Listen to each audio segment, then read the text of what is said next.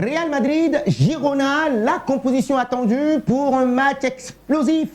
Vous nous en direz un peu plus dans les commentaires si vous êtes d'accord avec cette composition probable ou pas que vous aurez en fin de cette vidéo. Alors, une victoire contre Girona est très attendue, très cruciale pour le Real Madrid qui a cédé sa place de leader récemment après avoir enchaîné un match nul et 2 défaites lors de leurs 3 dernières sorties en championnat.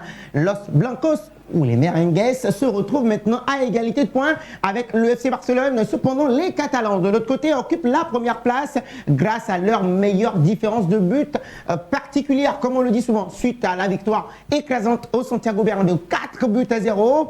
Oui, le Barça, en octobre dernier, rappelez-vous justement, ça trottine encore dans les têtes. Les Blaugrana prennent l'avantage en cas d'égalité au classement. Donc, c'est ce qui est établi, bien évidemment. Donc, ce sera un sprint final très alléchant pour le Real Madrid qui ne peut plus se permettre, à l'heure où nous parlons, le moindre faux pas en Liga espagnole. Donc, pour reprendre la tête du championnat, l'équipe devra non seulement assurer jusqu'au bout du bout, mais aussi battre le FC Barcelone par plus de 4 buts d'écart lors de leur confrontation du 11 mai prochain. Bon, si jamais le Barça aussi ne perd pas et que le Real aussi ne perd pas. De plus, les Madrilènes doivent rester très vigilants car l'Atlético de Madrid est juste derrière.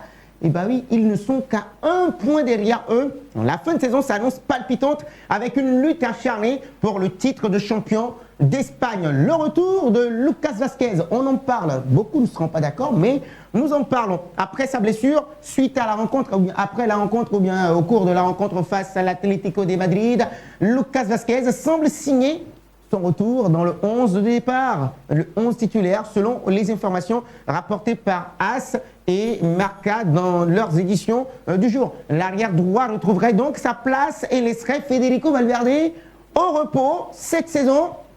L'Uruguayen a joué toutes les rencontres possibles avec les Madrilènes en 41 matchs joués par Los Blancos.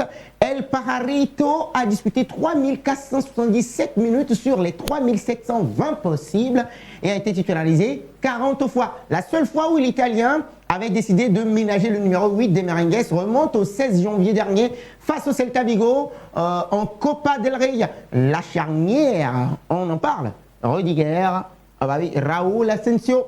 C'est le plan de Don Carlo Ancelotti pour cette fin de saison selon les informations rapportées par le journal du Real Madrid. Donc maintenant que l'Allemand est en forme et de retour de blessure, l'Italien comptera sur son expérience pour accompagner la jeunesse.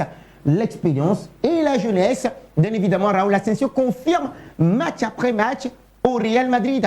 Sa double confrontation et sa passe décisive au retour, n'oubliez pas, face aux Sky Blues de Manchester City, ne font que confirmer les espoirs placés en lui. De son côté, David Alaba commence à retrouver du temps de jeu après une énième blessure encore qui en fait de trop. Selon les sources du journal du Real Madrid, l'Autrichien pourrait être titulaire face à la Real Sociedad en demi-finale de la Copa del Rey. Devant, nous pourrions avoir la BMVR, si vous voulez. Ouais, qui va perdre sa lettre B. Vinicius Junior, Kylian Mbappé, Rodrigo Goes devront justement faire le travail offensif. Sans doute Bellingham. Kylian Mbappé arrive quand même dans un contexte plutôt favorable après son triplé face à Manchester City. Le natif de Bondy cherche à récidiver face à Girona. Le Kicks, si vous voulez, voilà, est le meilleur buteur de son équipe avec 28 réalisations. Derrière lui, Vinicius Junior le talonne avec ses 17 réalisations. Rodrigo Goes cumule 13 buts, tandis que Jude Bellingham ferme la marche avec 11 unités. Donc au total, la BMVR a marqué 69 buts sur 101, ou bien 101 possibles.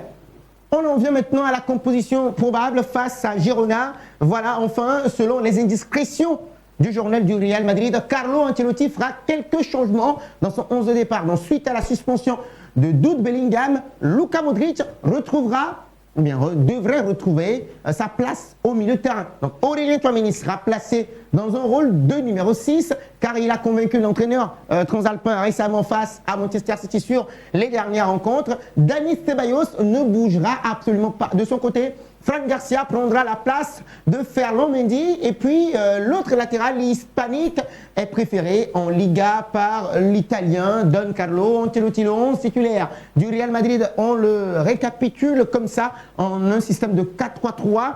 Dites-nous si vous êtes d'accord ou pas. Thibaut Courtois, Lucas Vazquez, Antonio Rudiger, Raúl Asensio, Fran Garcia et puis Dani Ceballos, Aurélien Tchouaméni, Luka Modric, Vinicius Junior, Kylian Mbappé, Rodrigo Goes. Les amis, que pensez-vous de ce 11 de départ? Vous nous en dites un peu plus dans les commentaires.